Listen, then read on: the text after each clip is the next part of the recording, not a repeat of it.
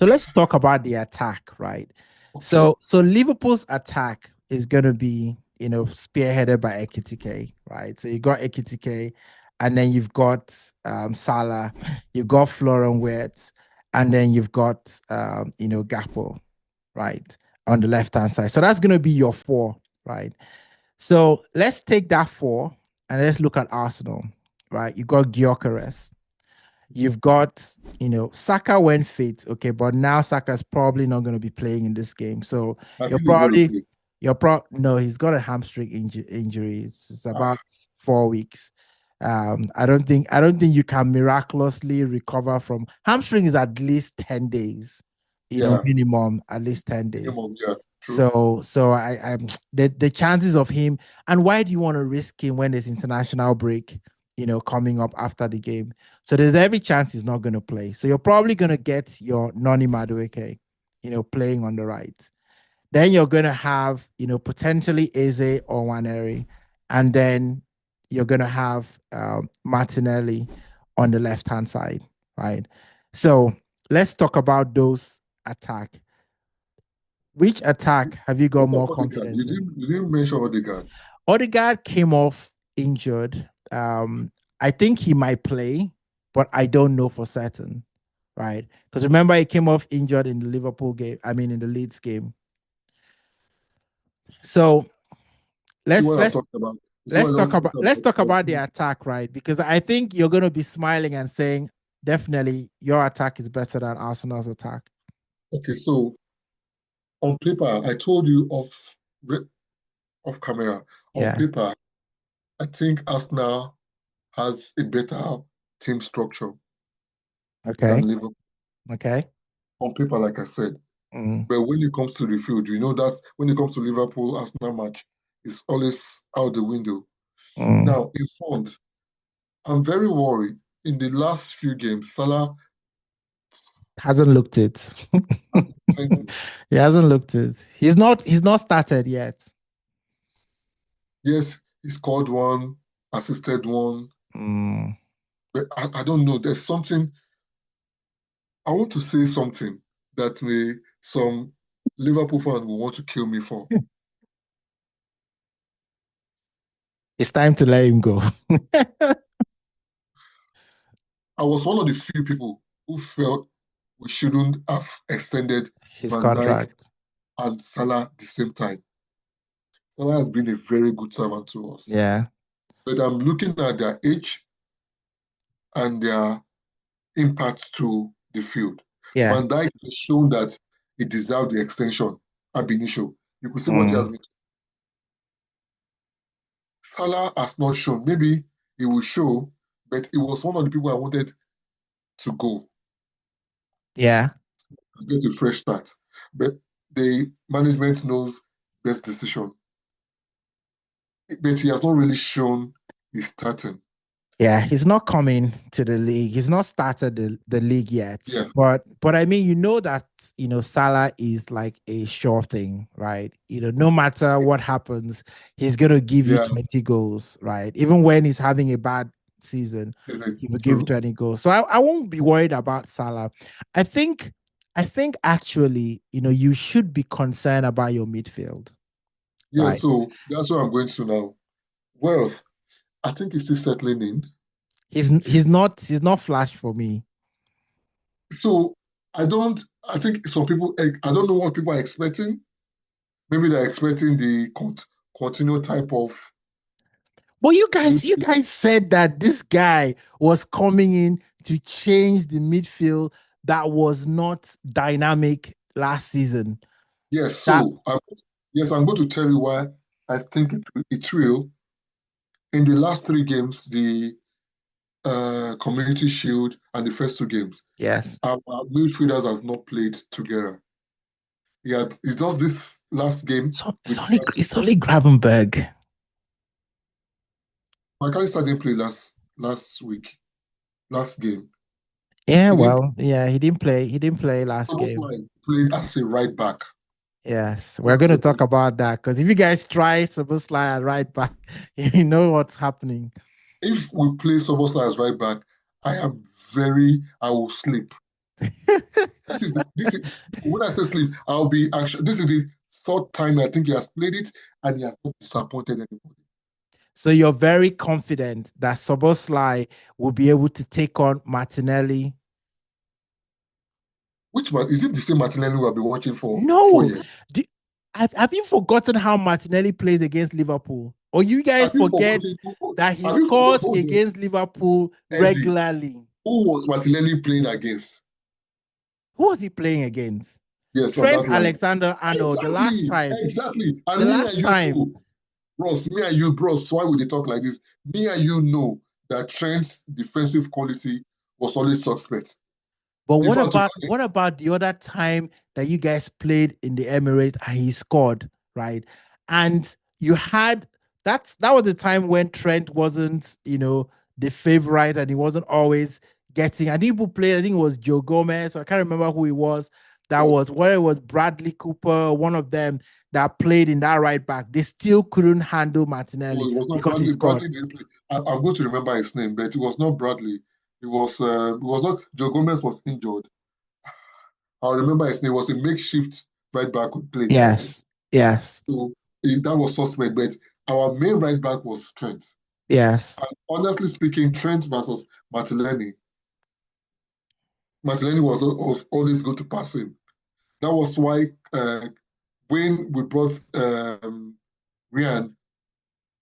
Gravenberch, you see that he helped him. He moves to that side, right? Yes, he and Konate was helping Trent more. Now, so before we digress, so let me feel this with the midfield. Ekitike has shown. I don't need to talk about it. Yes, yeah. Now, Gakpo for me is a hard worker. I think they're trying to use him. You remember that we had a Dutch player called Karts? Yes, Dijk Karts, yeah. Yeah, so I'm seeing him as a mold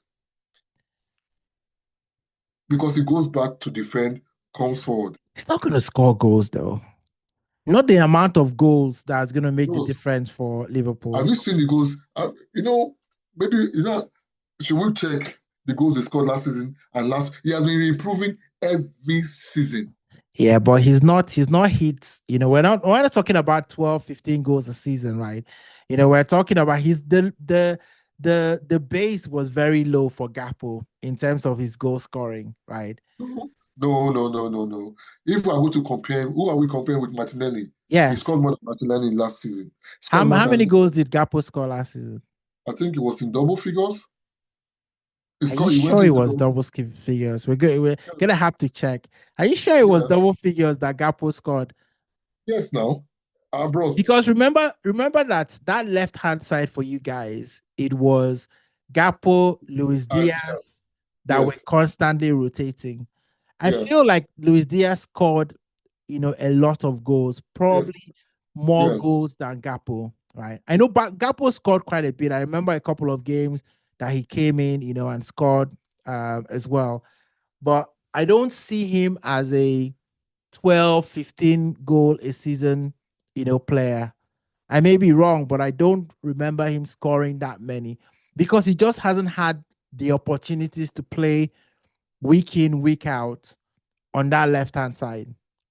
Because it's always interchanging, between him, Diaz, and sometimes, to an extent, when they have newness, they might also bring Jota into that left-hand side.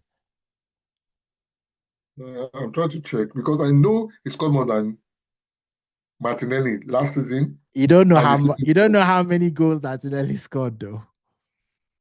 Hold on now. Maybe we'll check. You don't say thank God say. So let's say how many goals did he scored a total of 21 goals last season. He scored 21 in all competition. Hold on. This 2020, this 23-24. I'm looking for 24-25. So that was 23-24. Yes, that's the that's the stats. Okay, why you're finding it? I think for me, right? Now let's talk about us now. Yes. I don't know you want to use. If Martinelli is playing good, he's a good player. Yeah. I don't think he's going to bring anything exceptional from what we have seen in the last 3-4 seasons. Maybe, but he scores against Liverpool. Just like Jota used to score against Arsenal. It doesn't matter how he used to play. He always scored. He always scored against Arsenal. Did Martinelli score against Liverpool last season? Yes, he did. He scored in the 2-2 at Anfield. Anfield. He scored in the 2-2. Remember, you guys, it was Gakpo scored, Luis Diaz scored. You guys were leading 2-0. And then Martinelli scored the 2-1. Merino scored 2-2, and then Merino got sent off. You guys like to get people sent off in Anfield. Why you not the only? Okay, yes. Okay, so that's Martinelli. So we're sure of him. Yes. Your striker. Remember, I told you I have an issue with us. I told you. You said you have an issue with Gyökeres. Even though I don't understand the issue, he's better than Nunes. Is he better than Nunes? I'm going to ask you, is he better than Havertz? Yes, he is. How? Please. Okay, so even if you want to look at the history, right, before Havertz came to Arsenal, right, it was resounded by everyone that he doesn't score a lot of goals. This is a guy that his history before coming to Arsenal, he's scoring bucket full of goals, not just in Portuguese league, in the Champions League too. Remember, he scored against Man City. Bros, have you seen Nunes goals in Champions League? It was the team that used to deceive us now. I went to go and buy him. Gyökeres. Did you see Gyökeres' goal against Leeds? Bros, I've watched the guy now. For me to say that, I'm not saying he's not a good player, but is it the kind of proven striker you guys needed? No. I don't know whether you can make a judgment on Gyökeres as much as you can make a judgment on Ekitike, right? Because if you see the goals that Ekitike has scored, he didn't create those goals himself, right?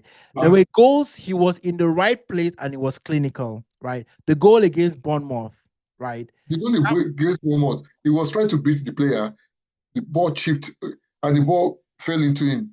And he plays the ball. He was trying to beat the player, but the ball ricocheted and he was in the right place and scored. So right. It was the one that created that goal. And then the goal against Newcastle.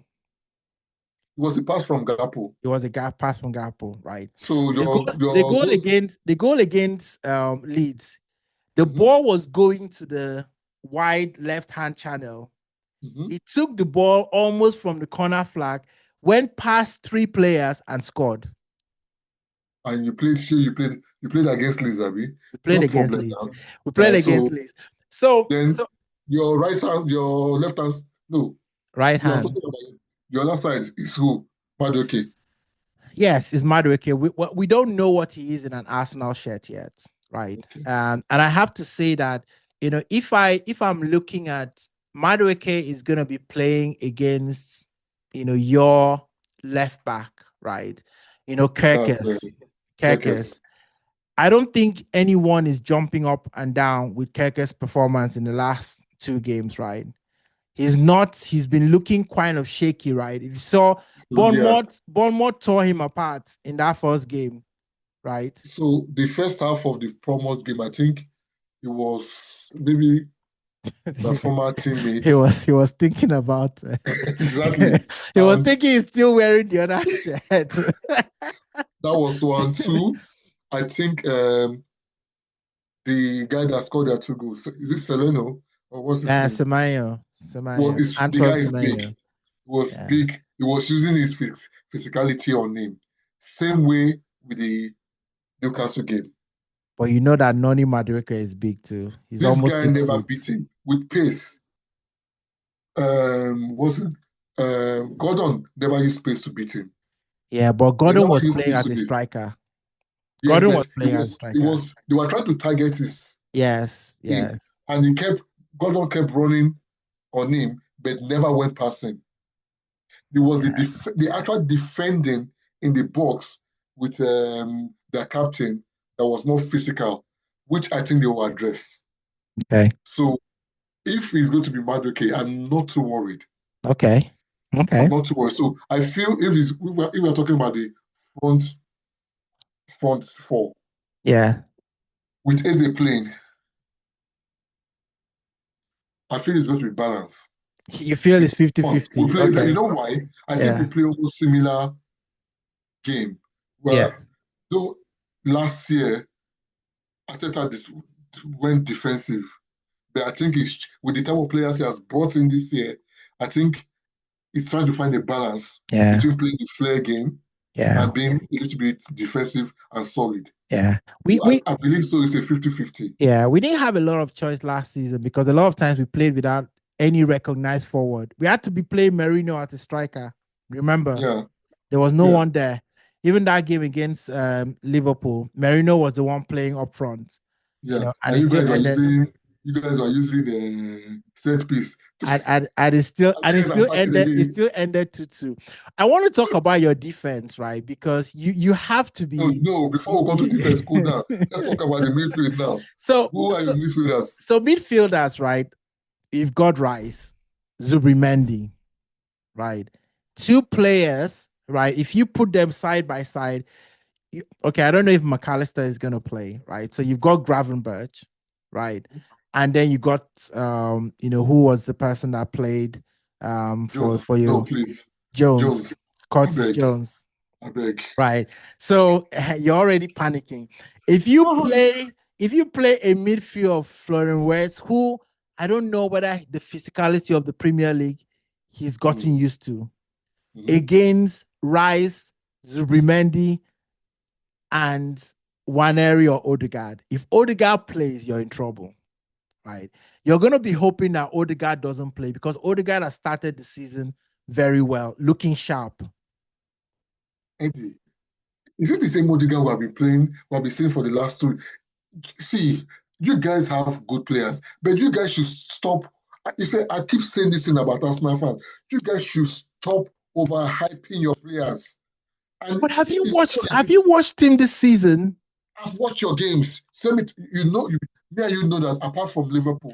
So are you telling me? I have a soft spot for us now. I know you have a soft spot. You should come over to the right side of red. But the issue is that the problem with Arsenal fans that make other fans always throw sticks at you is that you guys overhype yourself. No, I don't think so. I don't think is Ødegaard a world-class player? I mean, I wouldn't say Ødegaard is world-class, right? But I don't look at anybody in your midfield and say they are world-class right now. Excuse me, McAllister. Please now. McAllister is a World Cup winner. No, but hold on. Don't say that, right? Because we have Jisung Park that used to play for Man United and he won the Champions League and he also won the Premier League. And there's nobody that is going to tell me that Jisung Park is world class. So just because you are in the team that won the World Cup does not necessarily make you world class. No, let's not do that. So I know my fans are going to come for me. But listen, McAllister is a very good player, right? But when we're talking about world class, we're talking about the best in their position, right? And there's nobody that is going to say that McAllister, because he plays like 6 for you guys, you can't tell me that he's the best in that position when you have Rodri, all over, in Man City. So McAllister doesn't. Ryan Gravenberch plays at number 6. Ryan is actually the number 6 we have. Yes, that was why if you remember what I said earlier, Tom had this issue of where I didn't know how to use Ryan. Right, yeah. McAllister. And because he was bringing McAllister back, he was killing the creativity of that player. But since Slot came and did that simple adjustment, he had released McAllister's creativity.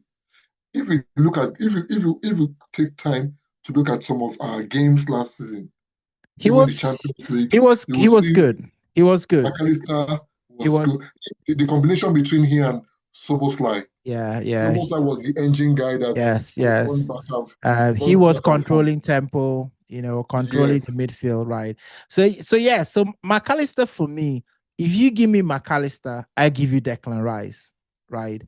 In terms of Are you serious? Yes. I mean, we're talking about, you don't rate Declan Rice? No. You don't rate him? Guy, Declan Rice, good player. Tell me the things that Declan Rice doesn't do well. Because I'm curious. Because I think everybody universally looks at Declan Rice and say he's an absolutely good player for Arsenal. And probably... How long has he been with Arsenal? Just a season and a half, right? Declan Rice joined Arsenal for 100 million the other season, off season. He has played with... This will be his third season with you guys. Yes, this is his third season. That's exactly what I'm saying. Now, hold on. I want to say something. You bought him for 100 million. Yes. Rodri came into City. Mm-hmm. That was already good. Yes. City was already good. Yes. And Rodri came into that team, and you could feel the impact. The impact was so much that they went on to win how many trophies, and he was nominated on the Ballon d'Or. He won the Ballon d'Or. And he won it. That is the type of thing I'm talking about. Van Dijk came, and forget the money. Van Dijk came, and you could feel the impact immediately, and this transited into this. But we're talking about McAllister, right? We're talking about midfield. Now we talk about no. Since he came, what has been the impact? In fact, let me tell you the truth. I'm going to be very blunt. Yes. Zubimendi is good. Yes. But Rice has tried and flourished more when he had that Ghanaian. What's his name? Thomas Partey. Partey in front of, beside him.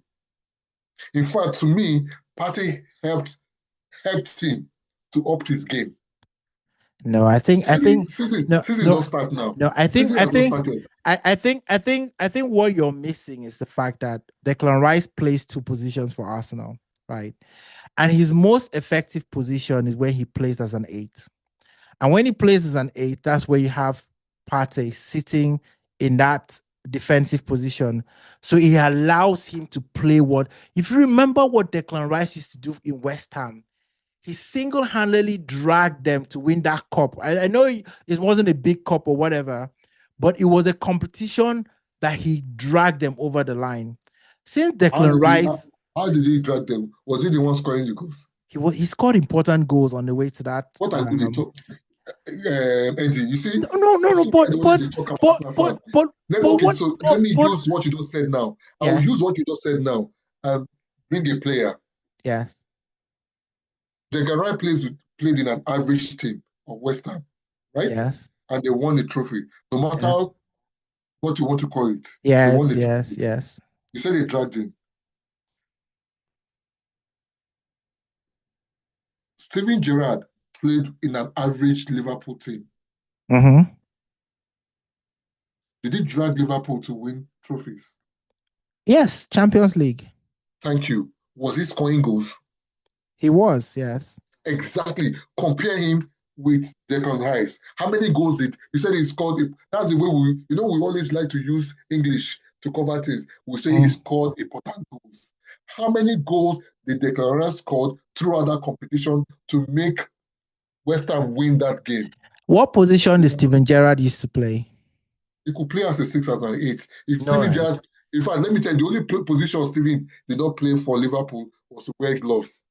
He played almost the whole positions. But what position did Steven Gerrard predominantly play for Liverpool? 8, as an 8. Exactly. Right.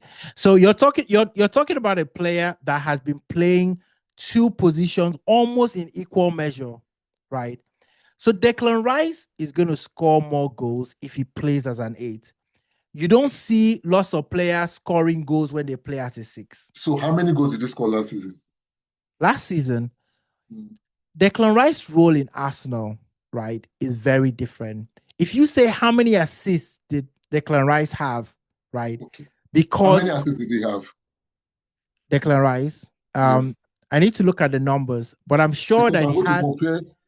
We're looking at him strictly as an 8, right? Yes. We're going to compare 4 players that play 8 in different teams and compare with Declan Rice and see if Declan Rice... let me know the 4 players you want to compare. So Declan Rice plays 8. Let's take the player that plays 8 for you. Do we really have anybody that plays 8 for us? You might say McAllister, right? So Gravenberch last season, and he came in and played 8. Or do you want to say it's Curtis Jones, right? Because we can give you Curtis Jones. We can give you Curtis Jones if you want to say it's Curtis Jones. I think, right. Okay, listen, right. Declan Rice for me is important in Arsenal's midfield. For a lot of things. In terms of, I mean, you see the games that he dominates in. Look at the Real Madrid game.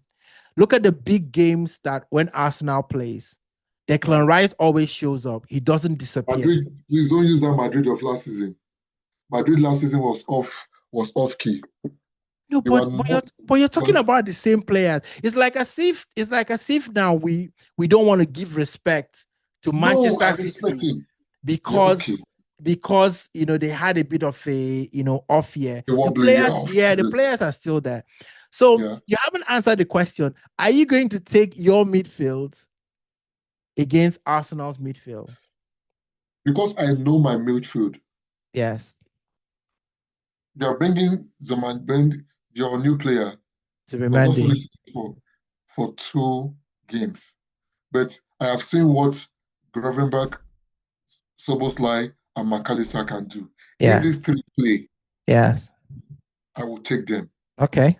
All right. That's fine. Let's go to defense. Because I know this. I want to see how you're going to wiggle out of this one. Because that defense of Konate, Van Dijk, and whoever you put it right back, it was Szoboszlai, you want to put it in the middle. Maybe you do Bradley Cooper. Let's start from the central defense. Honestly, between me and you, yes, a lot of Liverpool fans are very worried about Konate. And you should be. Ever since that leaked news about him not wanting to sign and Madrid turning his head, I don't know, it seems to have switched off. It seems that he may be dealing with something that we don't know. But that's what we're seeing. And I'm seeing what happened to Trent last season repeat itself again. And so he's a weakling. And that's why we have gone to buy that guy from Newcastle, the captain. You want Gray that you're looking to buy? Yes, we have submitted a bid today. It's a bid of 40 or 45 million pounds. This is last season. Crystal Palace, please reject that bid. Tell them to come back with 60 million. They can't just come on. No, unfortunately, Crystal Palace cannot. He's on the last year of his contract. So if they want to flex more, we can just wait till January and we'll pay the money will have dropped. We'll sign, we'll buy him and move on. But by then you may have lost a lot of points with Konate in your team. Are you not trying to win the league? So we will talk about all this. Are you worried now about your defense? No, yes, I'm actually worried. I'm going to be very blunt. Yeah. Yes, I'm worried. I'm really, really, really worried. I've watched and last game was a complete eyesore. Yeah. I couldn't, for the life of me, I didn't understand. Was it the second goal? Only God knows what Konate was doing. Yeah. He also made a mistake in the Bournemouth game. Exactly. Where Soleno was running after. Where was he going to? Where was it? So, I think that pairing is suspect to me. Now, on the right back. Are you going to go and play for them? So on the right back, they might need you in right back. On the right back, if it's going to be Madueke, you can't beat that guy for pace. I don't think Madueke is very fast. The person that I think is very fast in your team is actually Saka. Saka has pace and with his wavelength. Trickery. And he likes a goal against Liverpool too. Yeah. I know. So Though I'm slightly worried about that, but not too worried about him for our right back. For our left foot back, we have had issues. We had, who bought Frimpong? Yes, injured. Unfortunately, Frimpong had suffered a hamstring injury. Yeah, you're gonna have to play Robinson. He's your most experienced left back, unless you want to do Joe Gomez. So Gomez, he said that's the cost of the right backs we have. So Joe Gomez is just coming from injury. He was on the bench, but you see they didn't play him. Maybe they are saving him for Arsenal game. Yeah. And we had Bradley. Bradley too. He just came back from injury. So that is the question which we have. So hopefully we'll choose which of them will play. But for the defense, I'm not too keen. In the goalie, I'm very sure of Alisson. Oh, Alisson, no. Arsenal fans will take Alisson. There's no question about that. I mean, my sentiments about our goalkeeper is not hidden. I don't think that, he's top notch, right? He's a very good goalkeeper, but I have my criticism about him. I don't look at him as the goalkeeper that makes that difference that Arsenal would win a game. You see in big games, you see Alisson, stand up strong, keep Liverpool in the game until you guys unlock the defense, right? So, and to be fair to Raya, right, this season he started well, right? But I need to see more. But for me, I've always looked at him as like, I think the what really annoyed me was that PSG game, because there was a direct comparison with another goalkeeper that nothing seemed to go past him, right? Donnarumma won PSG that semi-final against Arsenal. He was the one. And I have to think and say, is there a game that I've like the people have been peppering Arsenal's goal and I'm like, Raya is doing everything, busy, working overtime, to keep Arsenal in the game. You can say Alisson has done that so many times. So for me, he did that against PSG. Yes, it was exhausting. So the first leg against PSG. So unfortunately for us, in the second leg, we had injury problems and we had played, I think, was it the Carabao Cup or one of this? Yeah, it was probably about that same time, because that's when all this game. So we were exhausted. Yeah. So if we look at it, the first half was good. It was towards the second half. Yeah, you guys fell apart. Exactly. How many goals was just? I think it was 2 goals. It was 2 goals. I think PSG scored more than 1 goal. Yeah, so it was, if not because of that, there was no way PSG would have, I believe, will have won that game. Yeah. And that's why I'm talking about the midfield. And the midfield there was Ryan, Szoboszlai, and Allister. A very good PSG team. It was a very good PSG team. Yeah, because it'd be a good PSG. So for me, right, I take Alisson. Alisson is good, but there's no way I'm taking anybody in your back line, including Van Dijk, right? I'm not taking Van Dijk over Gabriel and Saliba. And I'll tell you, you are already giving him glory. You are comparing with 2 defenders, comparing with one of your central defender. Okay, which one do you want? If I want to, I can't compare. I won't take him over Saliba. And I'll tell you why I won't take him over Saliba. I won't take the Van Dijk of today over Saliba.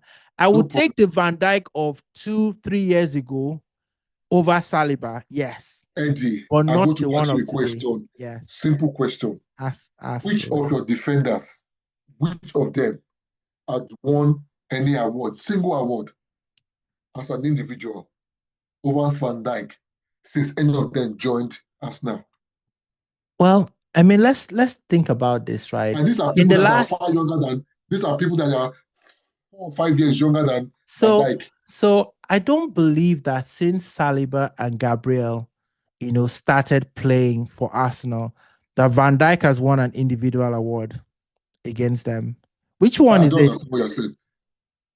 Was he not nominated the best defender, one of the best defender recently? Yeah, but it was same with Saliba. Was in the team of the season. So it was only Saliba, and this is his first one, right? No, back to back last season too. Van Dijk won back. Van Dijk won the other seasons too now. Yeah, but that's what I'm saying. That Van Dijk was nominated in the UEFA. Ballon d'Or. He was nominated. Was any of your defender nominated? Please. Yes, Saliba was. What position was he given? Saliba was nominated too in the Ballon d'Or. He was. As what now? Van Dijk was given a trophy as the best defender in the world. I don't understand what you are saying. No, you said has anybody been nominated? No, they have not won. I said no. I said has any of them won individual? Yeah, but when did Van Dijk win that? And I have admitted to you that 2-3 years ago, I take Van Dijk over our defenders, but not today's Van Dijk. And the reason telling you that these guys are 4 years younger than him. 4 years younger. That is exactly that highest level. He's still getting accolades. How about now? No, but no, hold on. But that's why I have said to you, is that age that is making me your player last season. One of your defenders was it Saliba that was off? So was Saliba that got injured now? Gabriel that got injured. Yes. And the other person switched off. No, he did not. Arsenal still had the best defense in the league. What are you talking about? Some of the games that he was playing nonsense. No, you guys have. I mean, are you people? Arsenal had the best defense in the league 2 seasons running. How many goals? Are you saying that you consider less goals than everybody? Yes, that's why we won the best defense in the league. We won the best defense in the league. Did you win the Premiership? No, I mean, let's not change the goalpost. We're talking about the defense. Raya has won the Golden Glove twice now. 2 consecutive seasons. We have won that one. That one is we have left it for him. But we're talking about this Sunday, right? Listen, right? This Sunday. Okay, so Saliba, to be honest with you, banter aside. Yes. Those guys have been very phenomenal. I just don't understand why they have not helped push Arsenal over the line. Especially that French guy, Saliba. And look at Saliba, that he should be the leader in the team. I'm going to say something very outrageous. Yes. I do not feel Ødegaard should be the captain of. Don't do Tony Adams here now. Don't be doing Tony Adams. I saw Tony Adams. Don't create controversy. So Tony Adams is an Arsenal fan, so he can say whatever he wants. Me, I'm talking as a football lover. Yes. Ødegaard is a very good player, please. But in terms of the way I look at who a captain should be, you want him to be shouting and kicking people all over the place.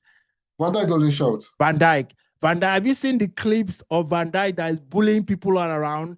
No, those ones were deliberate. During the match playing, if you're comparing it with Henderson was one that was only shouting about the opening. Van Dijk does give instruction. No, but he's more vocal. He's more vocal. No, I've seen him screaming on your players now. People now. Yes. Yeah, I've seen him screaming on people. I've seen him see the way that he pushes opponents. Right? Yes, you see the elbow that he gives people. So that's where I'm going to. So when there's an issue, I feel the opponent should be able to see your captain, feel his presence and respect him. Okay, but let me give you one. Kevin De Bruyne. He was captain for Man City. And did you not have a presence? I mean, this guy is tall. Kevin De Bruyne is not a short person. No, but the way you've described the captain, Kevin De Bruyne was not the shouting type. No, I'm not talking. You brought the shouting one. Yeah. Okay. I didn't talk about shouting. I'm talking about the presence of the person based on what he has achieved. So when people see him, hold on now. When people see him, when Igwe held your captain band, yes, it was an attack. It was an attacker. Yes. And when he talks, opponents and even the referee want to listen to him. But do you know why? Based on his achievements. Yes, but I think what is very unfair is that because Arsenal hasn't won the league, people have not really given credit for what Ødegaard has taken Arsenal to. Because when he became when he became the captain, right? We lost the league to Man City that first time that we went for the title. Remember 2022 season? Yeah. Ødegaard, that was the first time that he was captain. I'll be Leonard. I was hearing what people were talking when the Rice was talking. You guys are learning. You know how many times we have lost the league to City? You guys are learning now. You know how many times that my heart has caught. I almost cried, if not because of maturity. I was actually crying. So you're in the better position to understand how hard it is to chase down Man City, and he doesn't get any credit for it. Who's the captain for Spurs? Hold on, who's the captain in Spurs? Harry Kane. He was the captain before he left. Then Son was now. Who's the captain for Spurs? I think it's Vicario, their goalkeeper. Son was captain. Yes. Compare Son and Ødegaard. But what has Son done for Spurs? They've not achieved anything. They've not achieved anything. But the way he has played over the season, Son is a very respected player. He's known, respected player across the world. He's the face of Asia football. So I think that part of the way that Ødegaard is being perceived is probably also media narrative, right? Is he the face of Norway, right? Yes, he's the captain for Norway. Who plays in Norway again? Haaland plays for Norway. Haaland plays for Norway. Yeah. Who has more physical presence between both of them? No, I think Ødegaard, has his presence. He stands. The thing with Ødegaard is that there are lots of different types of captains, right? And yes, he may not have achieved anything, right, in terms of winning trophies. Mm-hmm. But I think that the rise of Arsenal, in terms of where we are now, he's been the captain of that team. To chase down Man City, lose to Man City with 2 points, right? And then last season, he was injured for like 3 months, right? Injured for 3 months. Saka injured for 3 or 4 months, right? I think that let's look at what Ødegaard as a captain has to work with, right? Don't forget, Gerrard had Fernando Torres, right? He had but he had Fernando Torres. Also had Luis Suarez. Look at, we're mixing things though. No, but we're talking about what you have to work with, right? The only good team that Gerrard actually played with, very good team. Should I say it was the 05-06 team? After that, we had those useless owners who started buying quantity. Daniel Sturridge, Andy Carroll. No, imagine.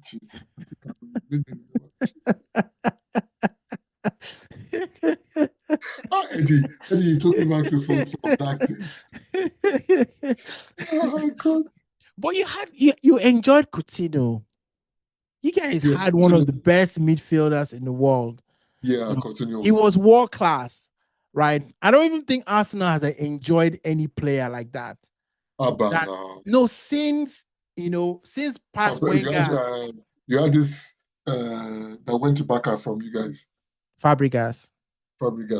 You had forget the Wenger heydays, or when we had world class players. Okay. We've not smelled anybody that you're like, oh, do you know what I'm going to take into my team? It's only now, right, that you can start taking some Arsenal players and putting them in other teams. You guys are trying to buy the league with money. It has failed. I see. Now this is what everybody's going to say now. When you guys were buying Allister for God knows how many million. 70 million. When people were buying keepers for 20 million then. No, it was okay, so let's finish comparing the teams right now. Yes. So, who's going to be your right back? Our right back is Timber. Timber is going to play right back. And you know Timber is solid. This other guy, there's this guy that has been scoring goals. No, it's Timber that has been scoring goals now. Timber has been scoring goals. This guy that scored against, he starts with C. Calafiori. Yeah. He plays left back. Forget the goals, but yeah. I love the way he plays. Yes, he's going to play against you guys. You guys will see him up close. He's gonna play against you guys. So don't worry, you'll see him you'll see him up close. So in summary, right? Yeah. I think our defense is going to be. So let's say, right, we take your attack, right? You know, your attack maybe shades it because of Salah. I think Salah makes your attack more potent. If you take Salah out, you know, I will not take your front, you know, remaining front three.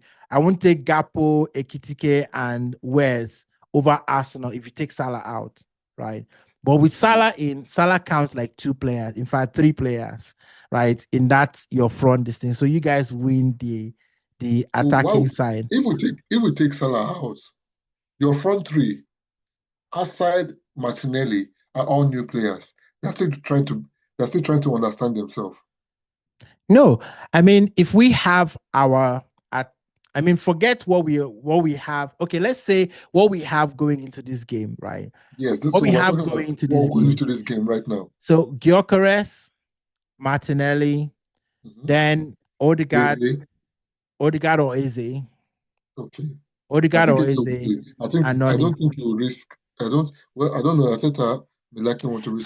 For me, I think that he shouldn't race Ødegaard because of the international break. Because you play that kind of game, go international break, you get injury, and then you're gone for like 2-3 months. So play Eze, right? So if I take Salah out of your team, right, I would prefer Gyökeres, Martinelli, Eze, and Noni Madueke. Because I think that is more balanced as a front 4 than Ekitike, Gakpo, and Florian Wirtz. And I don't know who, maybe Harvey Elliott, you know, will come in and play on the right hand side. He's a decent player. I think, you know, in other teams he'll be starting because he scores goals when he comes on. He's a threat in front of goal. So I'll give you guys the attack. Your midfield, depending on who you say, if it's your magic 3, then okay, let's call it even in the midfield, right? Oh. Rice, Zubimendi, you've got Szoboszlai, Gravenberch, and McAllister, right? So we've got Rice, Zubimendi, and who else? I think you bring Eze back. Your 3 midfield. Maybe bring Eze back. Bring Eze back. So Eze. Who's your other midfielder? So it would either be Merino. Merino can come in and play, right? If you want to do Zubimendi and Rice, and then have Merino there, or you could do Nwaneri. You know, Nwaneri. If Nwaneri plays, then of course your midfield is a lot better than ours. But if it's Ødegaard, Rice, and Zubimendi, I'll take those 2, right? Those 3 against Szoboszlai, Gravenberch, and McAllister. Maybe you can call it even, right?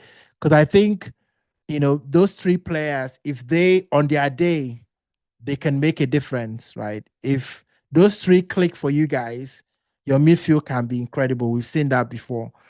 If those 3 click for Arsenal, I think we can also be dominant. So maybe we'll say, maybe you guys shaded a little bit. You've got a World Cup winner, but there's no way that your defense is shading Arsenal's defense right now. No, I agree with you. There's no way.